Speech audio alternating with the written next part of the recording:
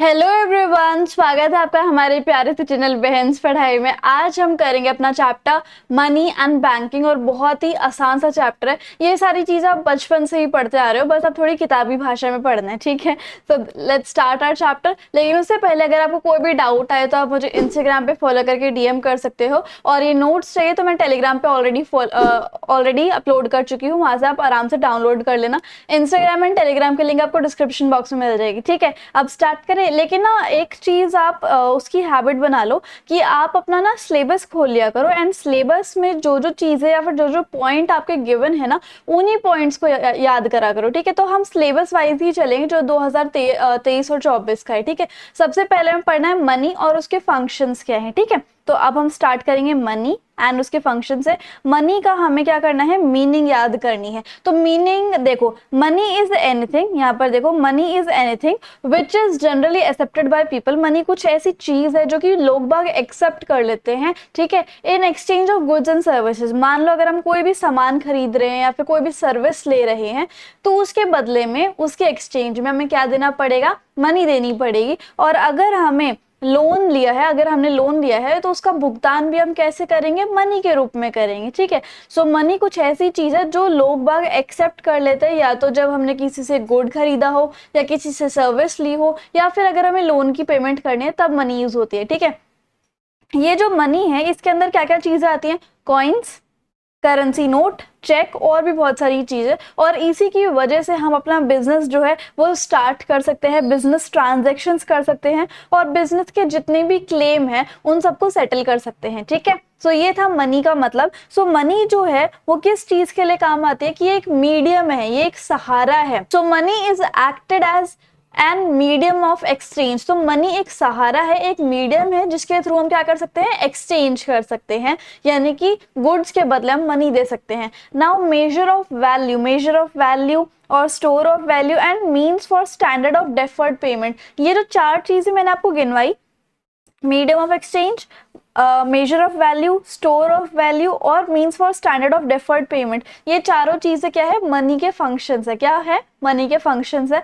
अब वही सारे फंक्शंस हमें यहाँ पर पढ़ने हैं। सबसे पहले हम पढ़ेंगे as a medium of exchange, जो कि मनी का प्राइमरी फंक्शन होता है, ठीक है।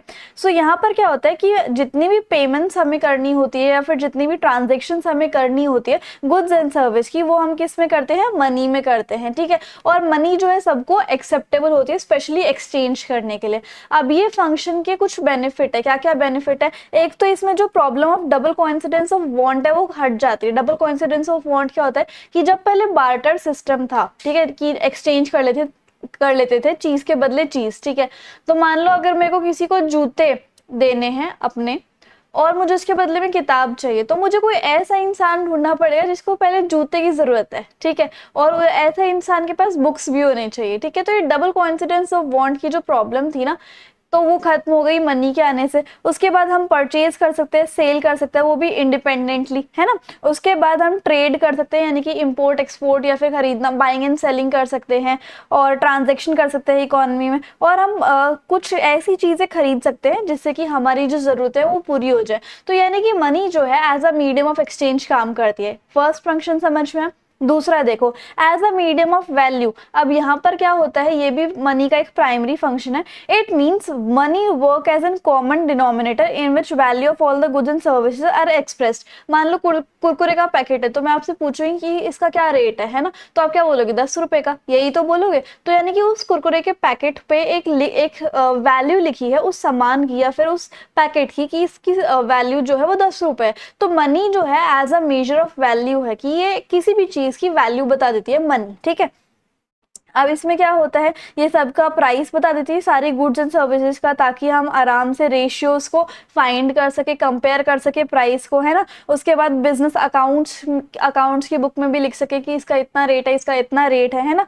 उसके बाद ये जो है prices end of goods and services को कैलकुलेट करने में भी हेल्प करता है। ओके, सो जैसे कि यहाँ पर रुपी की अलग वैल्यू है, पाउंड की अलग वैल्यू है इंग्लैंड में, ठीक है। तो ये जो है गुड्स एंड सर्विसेज के प्राइस को भी कंपेयर करने में, फिर कैलकुलेट करने में हेल्प करती है, जैसे कि डॉलर का रेट अभी क्या चल रहा है, इस तरीके से, है ना। अब तीसरा फंक्शन हम आते हैं स्टैंडर्ड ऑफ डेफर्ड पेमेंट्स। अब ये सेकेंडरी फंक्शन है। अब इसका क्या मतलब होता है, it means that money act as an standard for payment. Payment करने के लिए स्टैंडर्ड क्या है, रूल क्या है, ओनली मनी, है ना, जो कि हमें फ्यूचर में करनी है या फिर प्रेजेंट में करनी है, पास्ट में तो कर ही नहीं सकते, प्रेजेंट में करनी है। तो पेमेंट का स्टैंडर्ड क्या होता है, पेमेंट का एक जरिया क्या होता है, मनी, है ना। उसके बाद ये बोरोइंग करने के लिए, मतलब किसी से उधार पे लेने के लिए या फिर किसी को उधार पे देने के लिए काम आती है, ठीक है। और फाइनेंशियल इंस्टीट्यूशन जो है, जितने भी हमारे इंडिया में फाइनेंशियल इंस्टीट्यूशन है, जैसे कि हमारा आरबीआई हो गया या फिर बैंक हो गया या फिर कोऑपरेटिव्स हो गए, ये सारे के सारे जितने भी फाइनेंशियल इंस्टीट्यूशन है, उनकी संस्थापना क्यों हुई, कैसे उनका क्रिएशन हुआ, बिकॉज ऑफ मनी, ठीक है। So money is the standard of payment या फिर डेफर्ड पेमेंट, ओके। अब यहाँ पर देखो नेक्स्ट जो फंक्शन है हमारा वो है स्टोर ऑफ वैल्यू और एसेट। ये भी एक सेकेंडरी फंक्शन है। इसमें क्या होता है, ध्यान से देखो, it can be use to transfer purchasing power, purchasing power को ट्रांसफर करने में फ्रॉम प्रेजेंट टू फ्यूचर। मान लो आज हम सोना ले आए और फ्यूचर में हम उसको बेच के आराम से तब कैश विड्रॉ करा सकते हैं, ठीक है। सो ये परचेजिंग पावर को ट्रांसफर करती है प्रेजेंट से लेकर फ्यूचर तक, ठीक है। It is a way to store wealth. ये एक जरिया है कि हम आज जो है वेल्थ स्टोर कर ले और इंडिविजुअल को सिक्योरिटी प्रोवाइड कर सके, ताकि वो रिस्क वगैरह से, अनप्रिडिक्टेबल इमरजेंसी से बच जाए, या फिर अगर फ्यूचर में कोई कर्जा आ जाता है तो वो पे ऑफ कर सके। मान लो आज हमने काफी सारी जमीन खरीद ली, प्लॉट खरीद लिए, सोना खरीद लिया, तो वो क्यों हम खरीदते हैं या फिर क्यों हम इन्वेस्ट करते रहते हैं, कि मान लो अगर फ्यूचर में हमारे साथ कोई भी ऐसी अनहोनी हो जाए जिसके अंदर हमारा बहुत ज्यादा कर्जा चढ़ जाए, या फिर कोई ऐसी अनप्रेडिक्टेबल इमरजेंसी आ जाए, तो हम उसको सेल करके और पैसा ला सकते हैं। तो स्टोर ऑफ वैल्यू या फिर एसेट जो है वो भी मनी का एक फंक्शन है ना। अब इसके अंदर ये हो गया, और ये इजीली पोर्टेबल है, मतलब इसको हम कहीं भी ले जा सकते हैं, और ये इजीली सेलेबल भी है, और उसके बाद इसके अंदर इजीली एक्सचेंज है, एक्सेप्टेबल है, सेविंग्स भी हम कर सकते हैं, है ना। और फ्रैक्शनल डिनोमिनेशन में अवेलेबल है, जिसके अंदर 1 रुपये से लेकर 2000 तक के नोट भी चल सकते हैं, ठीक है। अब ये हो गया भाई हमारा मनी और उसके फंक्शन। आई होप आपको समझ में आया होगा।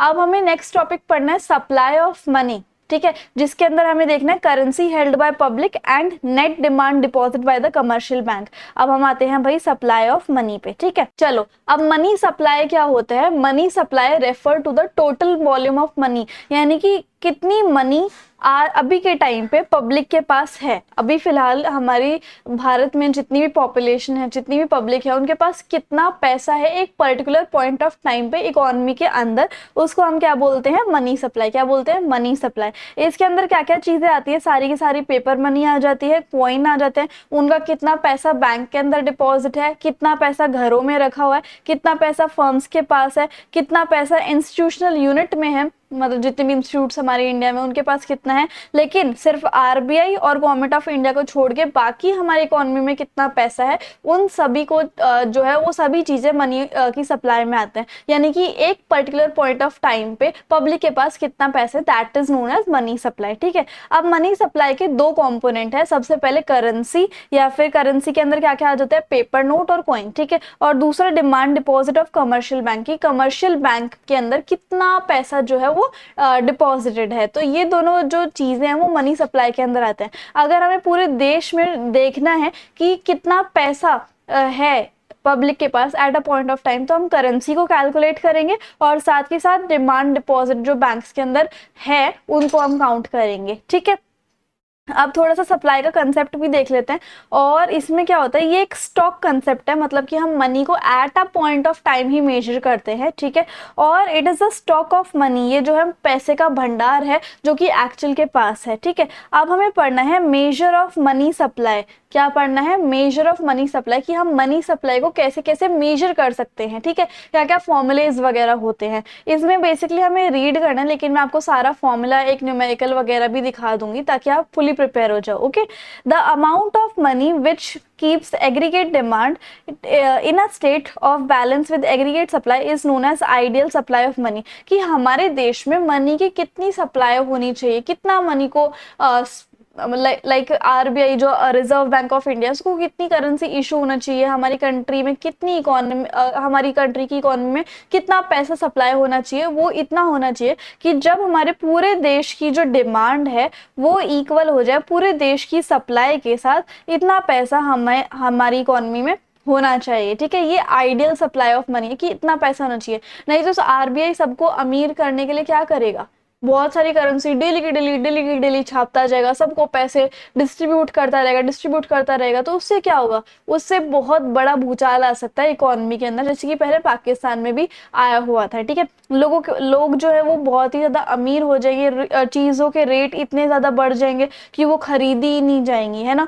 और फिर इन्फ्लेशन आएगा और भी बहुत सारी इकोनॉमिक प्रॉब्लम होंगी। तो ऐसा ये सोल्यूशन नहीं है कि सबको अमीर बना दो, बहुत सारी करेंसी को इशू कर दो। एक आइडियल सप्लाई ऑफ मनी तभी होती है जब पूरे देश की जो डिमांड है वो इक्वल आ जाए सप्लाई के। इतनी मनी जो है हमारे देश के अंदर होनी चाहिए कि मतलब जितनी डिमांड है चीजों की उतनी सप्लाई आप कर दो चीजों की, उस चीज के लिए पैसा होना चाहिए। ओके, अब यहाँ पे मेजर ऑफ मनी सप्लाई, कि हम मनी सप्लाई को कैसे मेजर कर सकते हैं, उसके 4 तरीके हैं। ठीक है, अब उन 4 तरीकों को क्या बोलते हैं, M1, M2, M3 और M4। अब M1, M2, M3 और M4 को क्या फॉर्मूला है वो भी हम देखेंगे। तो टिल 1967 से लेकर 1968 तक आरबीआई जो था वो narrow major of money supply use करता था, मतलब कोई ढंग का फॉर्मूला वगैरह नहीं था मनी सप्लाई को मेजर करने का। लेकिन 1977 से 4 अलग अलग तरीके आ गए जिससे कि हम मेजर ऑफ मनी सप्लाई को मेजर कर सकते हैं। सबसे पहला आता है M1 जो है मोस्ट लिक्विड होता है, मतलब ये जल्दी जल्दी बिक जाता है या फिर जल्दी जल्दी हम इसको कैलकुलेट कर सकते हैं। ठीक है, जैसे कि M1 का फॉर्मूला है C plus DD plus OD। अब ये C क्या होता है, करेंसी कॉइन्स विद पब्लिक। ठीक है, कि पब्लिक के पास कितने करेंसी और कॉइन्स हैं। DD का मतलब है कि हमारे कमर्शियल बैंक में कितना डिमांड डिपॉजिट है या फिर कितना डिपॉजिट है, और OD का मतलब है बाकी अलग अलग जगह पर कहाँ पर डिपॉजिट है। तो उन सब चीजों को M1 कहते हैं, और ये सीधा नोट की फॉर्म्स में ही होता है या फिर मनी की फॉर्म में होता है, तो ये बहुत ज्यादा लिक्विड है, हम कभी भी इसको एक्सचेंज के रूप में ले सकते हैं। ठीक है, most liquid measure of money supply है as all the components are easily use as a medium of exchange, जो कि मैंने आपको बता दिया। ठीक है, currency and coin with public. अब यहाँ पर क्या होता है, currency and coin with public का क्या मतलब है, जो हमने ऊपर सी वाला कंपोनेंट पढ़ा ये M1 में, इसका क्या मतलब है। देखो, सी का मतलब है कि सारे जितने भी पेपर नोट है या फिर जितने भी कॉइन है पब्लिक के पास, वो सब सी में आते हैं, चाहे वो 10 रुपए है, 5 रुपए है, 2 रुपए है, 1 रुपया है, और मतलब सिक्का। ठीक है, और उसके बाद जो पेपर नोट है वो चाहे 2000 का, 500 का, 200 का, 100 का है, तो ये सारी जो डिनोमिनेशन है वो बता रखा है, करेंसी बता रखा है। सी जो है currency and coin with public, इसको हम फिएट मनी भी बोलते हैं। क्या बोलते हैं, फिएट मनी। इसका क्या मतलब होता है, defined as the money under the fiat और the order from the government to act as a money. Fiat money मतलब कि ऐसी मनी जिसको खुद सरकार ने टेंडर दे रखा है कि आप जो लोग हैं या फिर जो पब्लिक है वो इस नोट को या फिर इस सिक्के को एज अ मनी यूज कर सकते हैं। ठीक है, it is also termed as legal tender money, और इसी जैसे आज जो है हम 500 रुपए को एज अ मनी कंसिडर करते हैं, क्यों, क्योंकि उसे लीगल टेंडर मिला हुआ है, हम उसको यूज कर सकते हैं, and it is set by the government of India. ठीक है, तो ये हो गया। उसके बाद ये जो डी था हमारे M1 वाले फॉर्मूले में, DD यानी कि डिमांड डिपॉजिट, इसमें क्या है कि कमर्शियल बैंक्स के अंदर लोगों ने कितना अपना पैसा जमा करवा रखा है। डिमांड डिपॉजिट क्या होता है कि जब लोग बाग जिन्होंने अपना पैसा जमा करवा रखा है बैंक के अंदर, वो जब भी निकलवाना चाहे या फिर विड्रॉ करवाना चाहे उनकी डिमांड पर, तो तभी की तभी निकल जाए, सो होता है डिमांड डिपॉजिट। ओके, ये होता है और उसके बाद अदर डिपॉजिट। दूसरी डिपॉजिट कौन कौन सी होती है, वो होती है रिजर्व बैंक ऑफ इंडिया के साथ। ठीक है, इसके अंदर ऐसी डिपॉजिट आती है जो कि रिजर्व बैंक करता है on the behalf of foreign bank. Foreign bank के बिहाफ पे आरबीआई कुछ अपने पास डिपॉजिट रखता है, ठीक है, या फिर गवर्नमेंट के बिहाफ पर, और या फिर public financial institution world bank के बिहाफ पर। ठीक है, लेकिन इसके अंदर इंडियन गवर्नमेंट और कमर्शियल बैंक की डिपॉजिट नहीं आती है ना, विद आरबीआई। तो जनरली जो ऐसी डिपॉजिट है जो कि फॉरेन बैंक के बिहाफ पे हुई है, गवर्नमेंट के बिहाफ पे हुई है, पब्लिक फाइनेंशियल इंस्टीट्यूशन या फिर वर्ल्ड बैंक के बिहाफ से हुई है, तो ये जो है ये वाली डिपॉजिट को कंसिडर करता है। ओके, अब एक और नेक्स्ट तरीका क्या है मनी सप्लाई को मेजर करने का, वो है M2। M2 क्या होता है, जिसके अंदर M1 आता है, जो कि हमने ऊपर सीख लिया कि M1 का क्या फॉर्मूला होता है, CDD और OD, ठीक है। इसके साथ एक और चीज ऐड हो जाती है, saving deposit with post office saving bank. आप डिपॉजिट कई बार पोस्ट ऑफिस सेविंग बैंक के पास भी हो जाती है, ठीक है, तो उनकी डिपॉजिटिंग भी यहाँ पर आ जाएगी, right. In addition to M1, it includes savings deposit with post office saving bank। की जो पोस्ट ऑफिस की डिपॉजिट्स होती हैं बैंक के अंदर, वो सब भी इसके अंदर आ जाती है M2 के अंदर, है ना। और M3 क्या होती है, जिसके अंदर M1 तो इंक्लूड होता ही होता है, लेकिन साथ में क्या आती है, net time deposit with bank. Net time deposit with bank क्या होता है कि टाइम पे जितनी भी बैंक्स के अंदर डिपॉजिट होती जा रही है वो भी साथ साथ ऐड कर लो, ठीक है। तो इस तरीके से। और M4 क्या होता है कि M3 को इंक्लूड करके total deposit with post office की जितनी भी पोस्ट ऑफिस में आज तक की डिपॉजिट हुई है वो, और इंक्लूडिंग NSC। NSC क्या होता है, नेशनल सेविंग सर्टिफिकेट। इस चीज को इंक्लूड करके हमारा M4 बनता है, ठीक है। So this include total deposit with post office saving bank in addition to M3। मतलब M3 तो है ही है, लेकिन पोस्ट ऑफिस के साथ साथ पोस्ट ऑफिस में टोटल डिपॉजिट कितनी हो रही है वो सब चीजें भी M4 में आ जाती है। सो इसमें आपको इतना ज़्यादा डिटेल में जाने की जरूरत नहीं है, क्योंकि हमारा डिटेल में दिया ही नहीं हुआ इतना अच्छे से। हमें बस इसमें फॉर्मूला बताया हुआ है कि M3 का फॉर्मूला क्या होता है, M4 का फॉर्मूला क्या होता है, M2 का क्या होता है, M1 का होता है, और उसका मतलब बताया हुआ है कि इन सब चीज़ों का क्या मतलब है, ठीक है। और हमें ये बताया हुआ है कि M1, M2, M3, M4 एक अलग अलग तरीके हैं हम मेजर करने के लिए मनी सप्लाई को इन द इकोनॉमी, ठीक है। अब M1 जो है मोस्ट लिक्विड है, क्योंकि हम उसमें सारा मनी नोट्स वगैरह है, ठीक है, मनी है, नोट्स है, कॉइन्स है, तो वो आराम से एक्सचेंज हो सकते हैं। और M4 जो है वो लीस्ट लिक्विड है, मतलब ये जो है total deposit with post office, और उसके बाद M3 यानी कि जिसके अंदर टोटल डिपॉजिट विद बैंक, और M1 वाला ये बहुत लीस्ट लिक्विड है, मतलब कि ये इजिली ट्रांसफर या फिर एक्सचेंज नहीं हो सकते।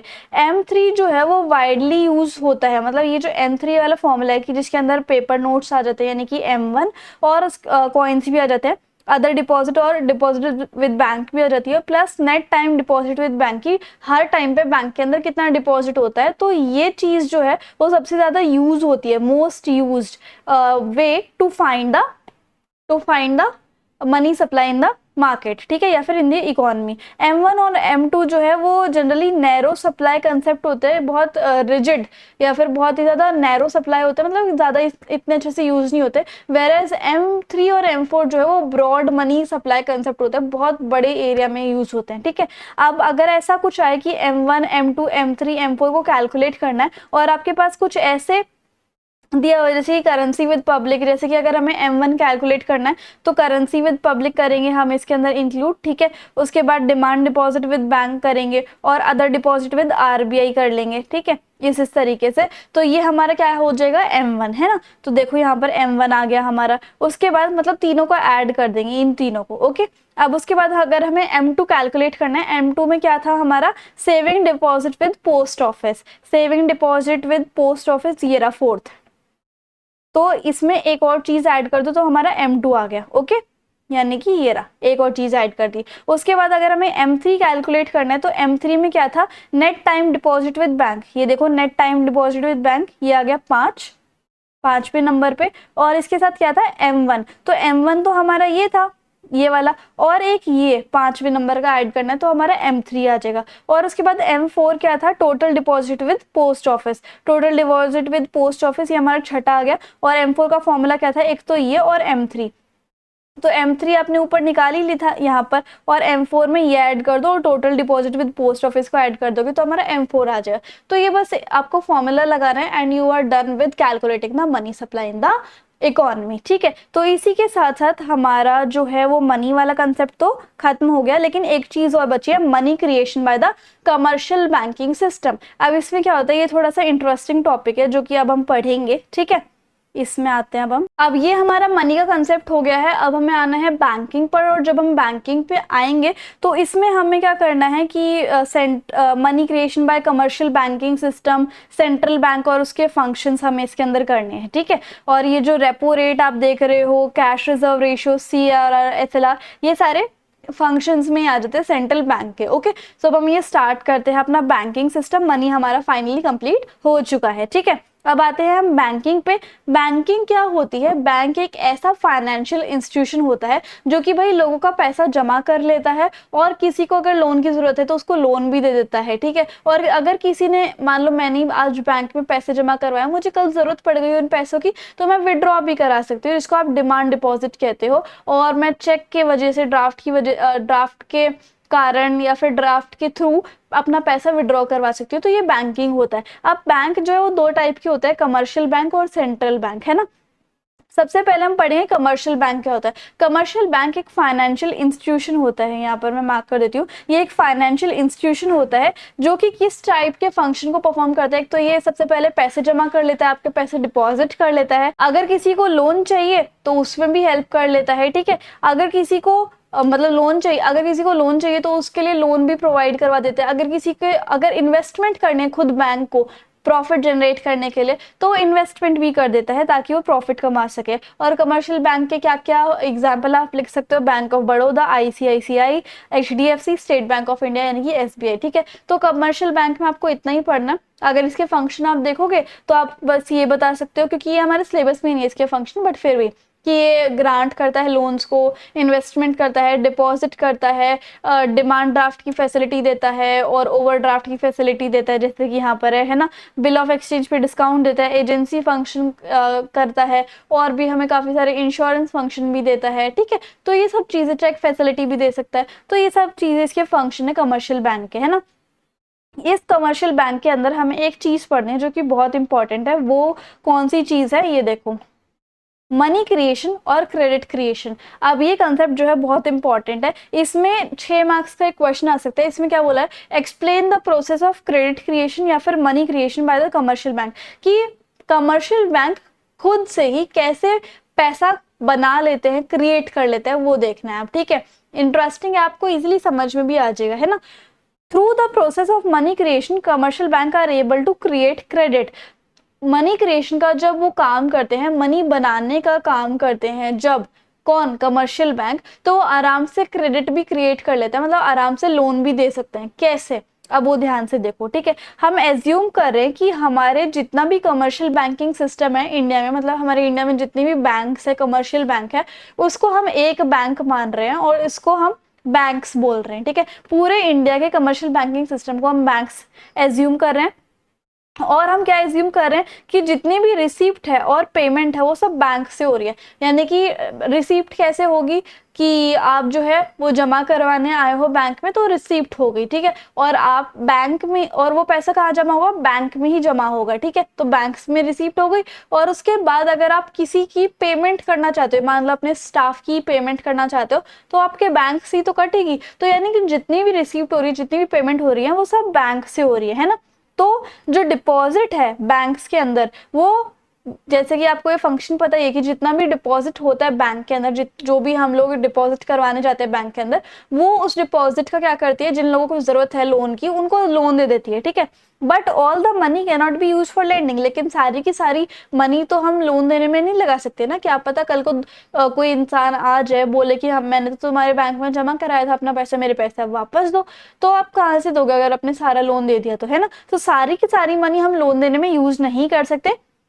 It is legally compulsory for the bank, ये कंपल्सरी है लीगल तरीके से, वो भी बैंक के लिए, कि जितना भी डिपॉजिट आपके पास आया है उसमें से थोड़ा सा अमाउंट आप अपने पास रखना एज अ रिजर्व, कि कल को अगर कोई थोड़े बहुत पैसे आपसे लेने आए तो आप उनको दे सको, ठीक है। This fraction is called legal reserve ratio, और इसको हम LRR बोलते हैं, कि इतना रेशियो अपने आपने अपने बैंक के अंदर बचा के रखना है फॉर रिजर्व, है ना। और it is fixed by central bank of India, जो हमारे देश का सेंट्रल बैंक ऑफ इंडिया यानी कि RBI, वो उसने फिक्स किया है कि बैंक को भाई 20% ऑफ डिपॉजिट हमेशा अपने पास रखना है। यानी कि मैं एक एग्जांपल दे रही हूँ LRR का, ठीक है। तो ये होता है LRR। अब एक प्रूडेंट बैंकर कौन सा होता है? एक ऐसा बैंकर जो बहुत सेंसिबल और केयरफुल है, उसको अपने एक्सपीरियंसेस से कुछ बातें पता होंगी। क्या चीज? वो हम देखते हैं। तो उसको क्या क्या चीजें पता होंगी? All the depositor do not approach the bank for the withdrawal of money. मान लो अगर 100 लोगों ने अपना पैसा जमा करवा दिया एक दिन में, तो उसमें से मान लो 10 जने आ सकते हैं कल की हमारा पैसा जो है इतना पैसा हमें वापस दे दो जो हमने कल जमा करवाया था। ऐसा तो है नहीं कि 100 के 100 लोग आ जाएंगे कल को पैसे सारे के सारे लेने के लिए, ऐसा तो नहीं होगा। कुछ ही पर्सन आएंगे और वो भी उतना पैसा लेके जाएंगे जिनको उनकी जरूरत है, सारा पैसा नहीं लेके जाएंगे, ठीक है। तो एक तो ये चीज, और दूसरी क्या चीज पता होगी, there is a constant flow of new deposit in the bank, की बैंक के अंदर नए नए लोग आते रहते हैं अपनी डिपॉजिट करवाने के लिए। अब एक प्रोसेस नीचे समझाया हुआ है एक एग्जांपल के साथ कि कैसे नए बैंक में नई नई डिपॉजिट्स होती रहती हैं, कैसे बैंक में नई नई डिपॉजिट होती रहती हैं। सपोज यहाँ पर एक बात बोल रहे हैं, suppose a bank has initial deposit of ₹1000, मान लो एक बैंक के अंदर 1000 रुपए की डिपॉजिट आई हुई है और आरबीआई ने सेट किया हुआ है कि मान लो बैंक्स, अगर तुम्हारे पास कोई डिपॉजिट आती है तो तुम्हें 20% अपने पास रखना है और बाकी 80% तुम लोन देने के लिए रख सकते हो, ठीक है। तो लीगल रिजर्व रेशियो जो कि आरबीआई ने सेटअप किया है वो 20% है। अब 1000 रुपए का 20% कितना हो गया ये देखो,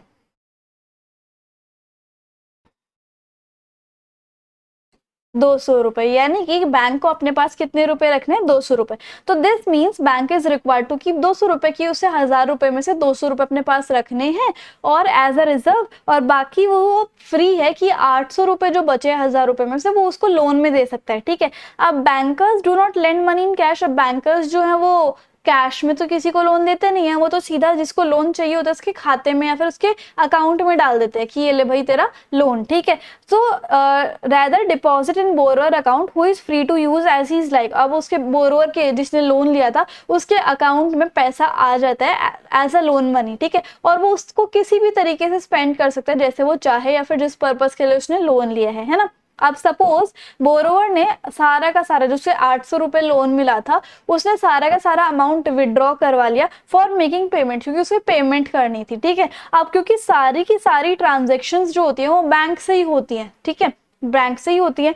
so the money spend by the borrower, अब जितने भी 800 रुपए बोरोवर ने स्पेंड करे हैं पेमेंट करने के लिए, will come back to the bank, अब वो दोबारा से बैंक में आ जाएंगे वो 800 रुपए, उसने तो पेमेंट करने के लिए ले लिया 800 रुपए, अब वो 800 रुपए जो है वो दोबारा से बैंक में आ जाएंगे। कैसे? क्योंकि जिस इंसान को पेमेंट हुई है 800 रुपए की, वो 800 रुपए भी तो बैंक में ही डालेगा, ठीक है। And in the deposit account of who receive the payment, so अब बैंक में से निकले 800 रुपए और वहीं पर वही 800 रुपए किसी दूसरे इंसान के जिसको पेमेंट मिलनी थी उसके बैंक में वो 800 रुपए पहुंच गए, ठीक है। सो इसमें क्या होता है, this will increase the bank deposit by 800 रुपए, और इससे क्या हुआ, जो बैंक है उसके अंदर डिपॉजिट बढ़ गई 800 रुपए की, ठीक है, 800 रुपए की डिपॉजिट बढ़ गई। अब यहाँ पर देखो क्या हुआ, now again banks are required, अब 800 रुपए आ गए बैंक के अंदर दोबारा से, अब दोबारा बैंक को 20% रखना पड़ेगा अपने पास, ठीक है। तो 800 का 20% कितना होता है, 800 का 20% कितना होता है, 160 रुपए, ठीक है। तो 800 में से मैं 160 रुपए अपने पास रखूंगी क्योंकि ये आरबीआई की रेगुलेशन है, तो इसमें से 160 घटाऊंगी तो 620 मेरे पास बचे। तो अब 160 रुपए मैं बैंक के पास रखूंगी, मतलब बैंक में रखूंगी, और 620 रुपए मैं जो हूँ किसी को लोन दे दूंगी, ठीक है। सो 160 तो मैं अपने पास रखूंगी और मैं 640 रुपए जो है आराम से किसी को लोन दे सकती हूँ। अब एक पर्सन भी आता है, उसको लोन चाहिए 650 रुपए का, अब बैंक जो है वो 650 रुपए उस बोरोवर के अकाउंट में ट्रांसमिट कर देगा या फिर ट्रांसफर कर देगा, डिपॉजिट कर देगा, एंड जो बोरोवर है वो पूरा अमाउंट निकाल लेता है पेमेंट करने के लिए। All the transaction will be rooted through bank, अब बैंक से ही सारी ट्रांजेक्शन होगी, तो जो मनी जो कि बोरोवर ने स्पेंड करी है यानी कि 640 रुपए पेमेंट करने के लिए, वो दोबारा से बैंक में आ जाएंगे। वो 640 रुपए किसके अकाउंट में आएंगे, लेकिन जिसको हमें पेमेंट करनी थी, जिसको बोरोवर को पेमेंट करनी थी, उस इंसान के पास अभी तो बैंक अकाउंट होगा, तो उसके बैंक अकाउंट में वो 640 रुपए आ जाएंगे रिसीव्ड एज द पेमेंट, ठीक है। This time the deposit of the bank will increase by 640, और इस सेकेंड राउंड में जो डिपॉजिट थी बैंक की वो 640 रुपए से बढ़ गई, ठीक है। पिछले राउंड में 800 रुपए से बढ़ी थी, अब 640 रुपए से बढ़ गई, ओके।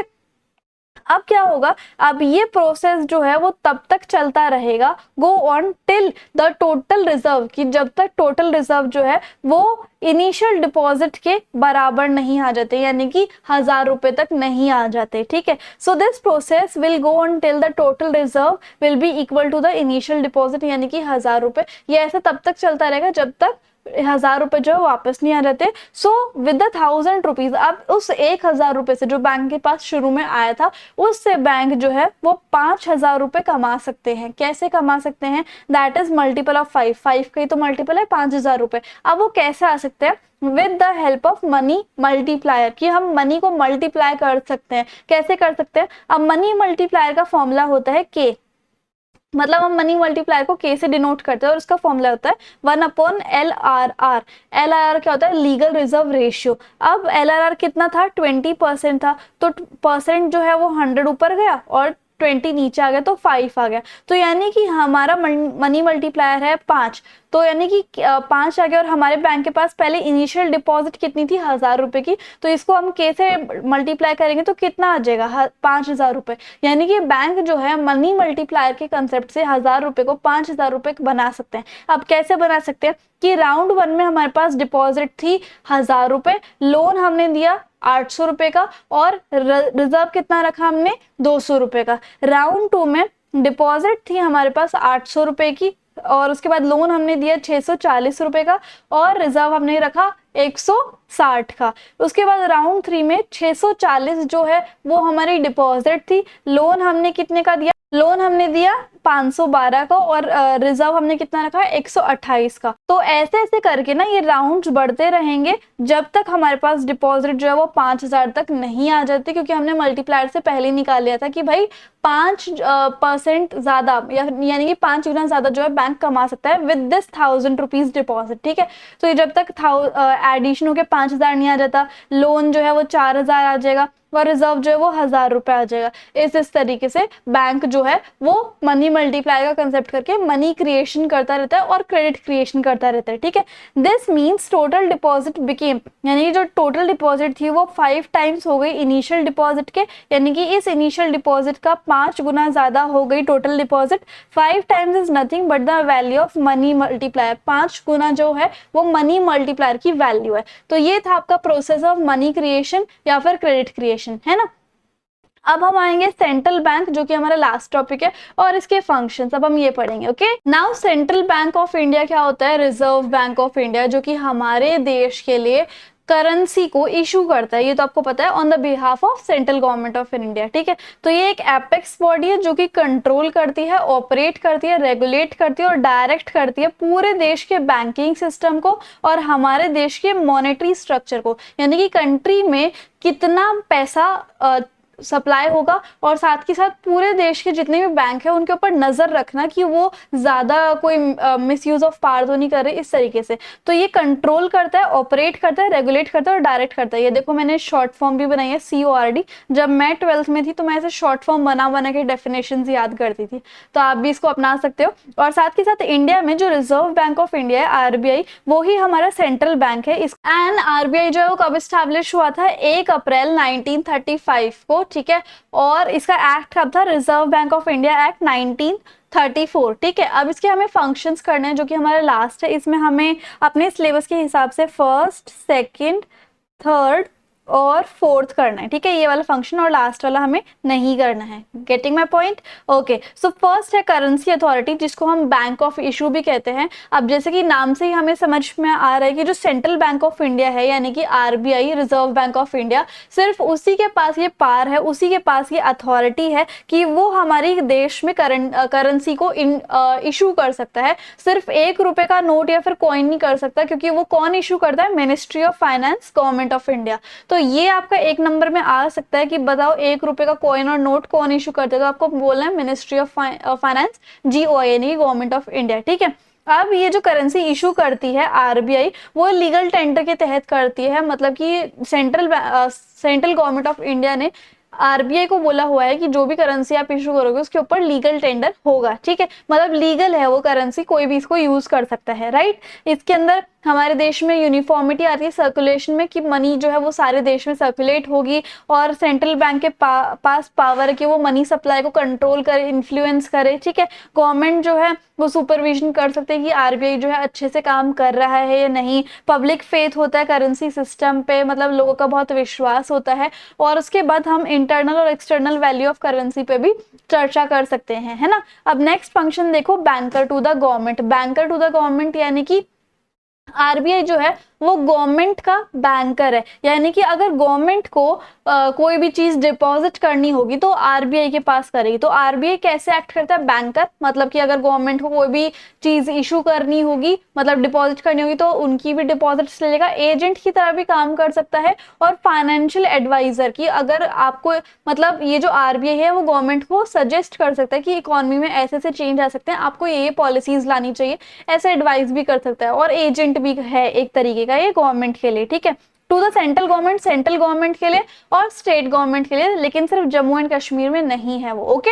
सो ये कौन कौन सी चीजें देखता है कि करंट अकाउंट ये संभालता है सारे गवर्नमेंट का, है ना। उसके बाद पेमेंट करता है ये गवर्नमेंट की, रिसीप्ट करता है, और बाहर से कोई पैसा ना होता है यानी कि रेमिटेंस, वो भी ये लेता है। दूसरे बैंकिंग ऑपरेशंस भी ये करता है। लोन देता है गवर्नमेंट को, ओवरड्राफ्ट या फिर एडवांसिंग फंक्शन देता है, और बैंक्स को। और उसके बाद गवर्नमेंट सेंट्रल बैंक की जितनी भी ट्रेजरी बिल्स है उनको सेल भी कर सकता है आरबीआई। और एज अ एजेंट जो सेंट्रल बैंक है उसकी रिस्पॉन्सिबिलिटी होती है कि वो पब्लिक डेप्ट को, कि पब्लिक के पास कितना कर्जा है, कितना डेप्ट है, उसकी वो चीज को लाइक मैनेज करे, ठीक है। As a financial adviser central bank जो गवर्नमेंट को एडवाइस करता है टाइम टाइम पे कि कैसे आप इकोनॉमी में क्या क्या फाइनेंशियल और मॉनेटरी मैटर को संभाल सकते हो। Now the third function is bankers bank and supervisor. अब ये बैंक्स का भी बैंकर है और सुपरवाइज करता रहता है, क्योंकि ये अपेक्स बॉडी है तो ये दूसरे बैंक का भी बैंक है, यानी कि बैंक का भी बाप है, ठीक है, इस तरीके से आप बोल सकते हो। और it carries the same transaction with the commercial bank. Commercial bank की भी ट्रांजेक्शन में इसी का सहारा होता है। अब ये क्या करता है, कस्टडियन ऑफ कैश रिजर्व। अब कमर्शियल बैंक जो है वो क्या करता है, वो कमर्शियल बैंक से थोड़ा पैसा हड़प लेता है या फिर थोड़ा पैसा उनका अपने पास रख लेता है, ठीक है, as a form of security आप कह सकते हो। उसको हम क्या बोलते हैं, कैश रिजर्व रेशियो या फिर सीआरआर। तो ये जो है कमर्शियल बैंक का भी पैसा अपने पास रख लेता है, तो ये इसलिए कस्टडियन है, यानी कि रखवाला है कमर्शियल बैंक के पैसा का, ठीक है। उसके बाद नेक्स्ट फंक्शन क्या है, lender of the last resort. अभी क्या होता है, जब कमर्शियल बैंक जो है उनको पैसे की जरूरत पड़ जाती है और वो कहीं से अरेंज नहीं कर पा रहे होते हैं, तो वो जो आरबीआई है वो अपने साइड से कुछ पैसे उस बैंक को दे देता है, ठीक है, लैंड कर देता है। उसके बाद क्लियरिंग हाउस, इसका क्या मतलब है, जितने भी कमर्शियल बैंक है उनके अकाउंट जो है वो सेंट्रल बैंक के साथ है, तो सेंट्रल बैंक जो है आराम से क्लेम कर देता है बहुत सारे कमर्शियल बैंक के अंदर इजीली सेटल क्लेम्स की। अगर कमर्शियल बैंक के साथ कोई भी घपला चल रहा है तो आरबीआई जो है वो आराम से उसको सेटल कर देता है, ठीक है। तो ये बैंकर का भी बैंक है, गवर्नमेंट का भी बैंक है, और साथ के साथ जो फर्स्ट फंक्शन था वो क्या था कि ये बैंक ऑफ इशू, यानी कि ये करेंसी को इशू करता है, ठीक है। अब हमें क्या पढ़ना है, controller of money supply and credit. ये जो आरबीआई है ये पूरे देश में मनी का सप्लाई का कंट्रोल करता है, ये तो मैंने आपको बताया ही था। लेकिन उसको कंट्रोल करने के लिए, पूरे देश की मनी सप्लाई को कंट्रोल करने के लिए इसके कुछ इंस्ट्रूमेंट्स होते हैं, ठीक है। और वो कौन कौन से इंस्ट्रूमेंट्स होते हैं, ये देखो, रेपो रेट या फिर रीपर्चेज रेट। इसमें क्या होता है, ये एक ऐसा रेट होता है जो कि सेंट्रल गवर्नमेंट जिस रेट पे कमर्शियल बैंक को पैसे देता है, ठीक है, ताकि उसकी शॉर्ट टर्म नीड्स जो है कमर्शियल बैंक की वो पूरी हो जाए। जैसे कि तो कुछ टाइम पहले जो रेपो रेट था वो 6.6% था, अब जो है 6.5% भी हो सकता है। आप करंट का रेपो रेट देख सकते हो कि उस रेट पे या फिर उस रेट ऑफ इंटरेस्ट पे आरबीआई जो है वो कमर्शियल बैंक को पैसे देता है या फिर उधार पे पैसे देता है, ठीक है। अगर मान लो रेट बढ़ गया, यानी कि अब आरबीआई ज्यादा पैसे चार्ज कर रहा है, ज्यादा इंटरेस्ट ले रहा है, तो सेंट्रल बैंक कम पैसा लेंगे आरबीआई से उधारी पे या फिर लोन पे, है ना। तो वो चीज यहाँ पे बता रखी है कि अगर इंक्रीज होगा रेपो रेट में तो लेंडिंग यानी कि उधार पे पैसा लेना कम हो जाएगा, और डिक्रीज होगा रेपो रेट में तो लेंडिंग्स जो है वो बढ़ जाएगी, ठीक है। अब उसके बाद हम आते हैं बैंक रेट पे। बैंक रेट क्या होता है, ये एक ऐसा रेट होता है जिसमें जो सेंट्रल बैंक है वो लेंड करता है money to the commercial bank, लेकिन लॉन्ग टर्म नीड के लिए, मतलब 1 साल से भी ज्यादा के लिए वो उधार पे पैसे दे देता है, ठीक है। अगर वही बैंक रेट बढ़ा तो फिर लेंडिंग कम हो जाएगी, और बैंक रेट घटा तो लेंडिंग ज्यादा हो जाएगी, इस तरीके से। अब ओपन मार्केट ऑपरेशन हमारा दूसरा तीसरा इंस्ट्रूमेंट है। इसमें क्या होता है कि गवर्नमेंट के जितने भी शेयर्स, स्टॉक वगैरह होते हैं वो सेंट्रल बैंक जो है बाय और सेल कर सकता है, ठीक है। पब्लिक को भी कर सकता है, कमर्शियल बैंक को भी कर सकता है। तो आरबीआई के पास ये हक है कि वो गवर्नमेंट के बिल्स, ट्रेजरी बिल्स या फिर बिल ऑफ एक्सचेंज या फिर गवर्नमेंट की सिक्योरिटी, गवर्नमेंट के शेयर्स, डिबेंचर्स वो सेल कर सकता है, ठीक है। तो अगर आरबीआई जो है वो गवर्नमेंट की इतनी सारी सिक्योरिटीज को बेच देता है तो उससे क्या होता है, उससे जो है कमर्शियल बैंक को जो रिजर्व होता है कि जितना उसको अपने पास रिजर्व रखना पड़ता है या फिर आरबीआई को सबमिट करना होता है वो रिड्यूस हो जाता है। क्योंकि अब आरबीआई के पास पैसा आ गया तो कमर्शियल बैंक को कम पैसा देना पड़ेगा या फिर कम पैसा जमा करवाना पड़ेगा आरबीआई को, ठीक है। उसके बाद क्या होता है, अगर सेंट्रल बैंक परचेज कर लेता है गवर्नमेंट की सिक्योरिटीज को तो उससे क्या होता है, रिजर्व्स में इंक्रीज आ जाता है। एंड मतलब कि अब जो है गवर्नमेंट को या फिर सॉरी कमर्शियल बैंक को ज्यादा रिजर्व रखना पड़ेगा, और अब बैंक की जो एबिलिटी है क्रेडिट देने की वो भी बढ़ जाएगी, कि अब जो है बैंक जो है काफी ज्यादा क्रेडिट दे सकता है, ठीक है। अब लीगल रिजर्व रिक्वायरमेंट जिसको हम एलआरआर कहते हैं, वो क्या होता है कि सेंट्रल बैंक ने कहा है हर कमर्शियल बैंक को कि आपको कुछ डिपॉजिट आती है, आपको कुछ पैसा अपने पास रखना है और बाकी सारा आप लोन देने में हेल्प कर सकते हो। इसके भी दो चीजें आती हैं, एक कैश रिजर्व रेशियो। ये क्या होता है कि सीआरआर क्या होता है कि ये एक मिनिमम परसेंटेज होता है कि जितना कमर्शियल बैंक जो है to be kept by commercial bank with the central bank, कि कमर्शियल बैंक को इतना परसेंट जो है वो सेंट्रल बैंक को देना ही देना होता है। अभी सीआरआर जो है 4% चल सकता है, जब पहले का टाइम था जब मैं पढ़ रही थी। अब आप सीआरआर आज के टाइम का देख सकते हो। और एक होता है एसएलआर यानी कि स्टैट्यूटरी लिक्विड रेशियो। इसमें क्या होता है, एक मिनिमम परसेंटेज जो कि कमर्शियल बैंक अपने पास उनको रखना ही रखना है। मतलब कमर्शियल बैंक को कुछ पैसा अपने पास रखना होता है, कुछ पैसा आरबीआई को देना होता है, और बाकी जो बचा हुआ पैसा है वो लोन देने के काम कर सकता है।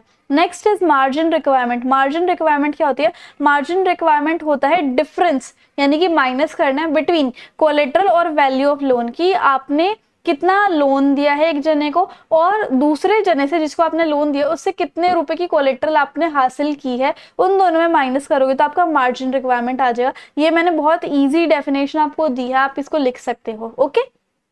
अगर मार्जिन रिक्वायरमेंट जो है वो ज्यादा बढ़ जाएगा तो फिर बोरोइंग कैपेसिटी और मनी सप्लाई कम हो जाएगी, क्योंकि अगर मार्जिन ज्यादा निकल रहा है तो कौन इंसान आपसे लोन लेगा, है ना। सो इस तरीके से तो ये सब चीजें थी हमारी मनी एंड बैंकिंग में, जो कि अब फाइनली खत्म हो गई। एक चीज और, रिवर्स रेपो रेट बच गया था हमारा। रिवर्स रेपो रेट क्या होता है, it is the rate at which reserve bank of India borrow money from commercial bank. Commercial bank से रिजर्व बैंक ऑफ इंडिया जो है वो बोरो करता है, ठीक है। And increase in reverse repo rate, अगर रिवर्स रेपो रेट जो है वो इंक्रीज हो जाएगा तो फिर आरबीआई पैसे नहीं लेगा कमर्शियल बैंक से, और डिक्रीज हो जाता है तो आरबीआई जो है पैसे लेगा कमर्शियल बैंक से। तो अभी आप करंट रेपो रेट जैसे कि 6.25% चल रहा था, अभी आप देख सकते हो कि कितना चल रहा है नेट पे सर्च करके, ठीक है। तो यही सारा था हमारे सिलेबस में। आप देख सकते हो कि सारा का सारा टॉपिक जो है वो हमने कंप्लीट कर दिया है। Yes, we have completed all the things. तो आई होप आपको आज की वीडियो काफी अच्छे से समझ में आई होगी। इंस्टाग्राम एंड टेलीग्राम पे जरूर फॉलो कर लेना। So if you like the video and the explanation then please do like, share, comment and subscribe the channel. Thank you so much.